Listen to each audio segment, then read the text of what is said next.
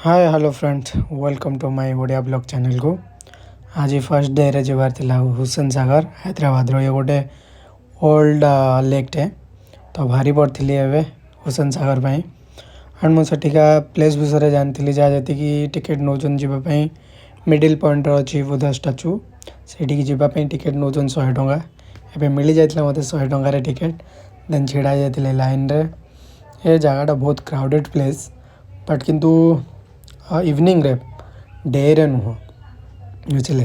तो इवनिंग रे ही बहुत बढ़िया फोटो ही आसे।